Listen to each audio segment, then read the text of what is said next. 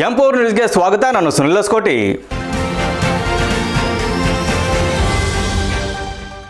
ಕೊಟ್ಟೂರು ತಾಲೂಕನ್ನ ಬರದ ತಾಲೂಕು ಎಂದು ಘೋಷಿಸಲಿ ಎಂದು ರೈತ ಸಂಘದಿಂದ ತಹಶೀಲ್ದಾರ್ಗೆ ಮನವಿ ಪತ್ರ ಸಲ್ಲಿಸಿದ್ದಾರೆ. ವಿಜಯನಗರ ಜಿಲ್ಲೆ ಕೊಟ್ಟೂರು ತಾಲೂಕು ಕಚೇರಿ ಮುಂದೆ ಕರ್ನಾಟಕ ರಾಜ್ಯ ರೈತ ಸಂಘ ಹಾಗೂ ಹಸಿರು ಸೇನೆಯ ವಿಜಯನಗರ ಜಿಲ್ಲಾಧ್ಯಕ್ಷರಾದ ಸಿಎ ಗಾಳಪ್ಪ ಆದೇಶದ ಮೇರೆಗೆ ಕೊಟ್ಟೂರು ತಾಲೂಕಿನಲ್ಲಿ ಸರಿಯಾದ ಮಳೆ ಇಲ್ಲದ ಕಾರಣ ಕೊಟ್ಟೂರು ತಾಲೂಕನ್ನು ಬರಗಾಲ ತಾಲೂಕು ಎಂದು ಘೋಷಣೆ ಮಾಡಿ ಎಂದು ಒತ್ತಾಯಿಸಿದ್ದಾರೆ.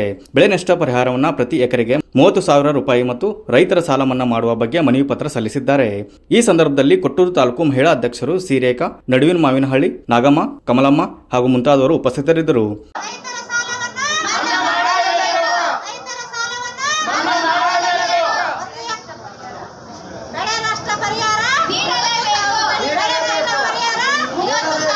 ಬರಗಾಲ ತಾಲೂಕೆಂದು ಘೋಷಣೆ ಮಾಡಬೇಕು. ಮತ್ತೆ ರೈತರಿಗೆ ಬೆಳೆ ನಷ್ಟ ಪರಿಹಾರವನ್ನು 1 ಎಕರೆಗೆ 30,000 ರೂಪಾಯಿಗಳನ್ನು ಕೊಡಬೇಕು ಮತ್ತು ರೈತರ ಸಾಲ ಮನ್ನಾ ಮಾಡಬೇಕಂತ ಹೇಳಿ ನಾವು ಇವತ್ತು ತಹಸೀಲ್ದಾರ್ ಸರ್ ಹತ್ರ ಮನವಿ ಪತ್ರನ ಸಲ್ಲಿಸಕ್ಕೆ ಬಂದಿದ್ದೀವಿ.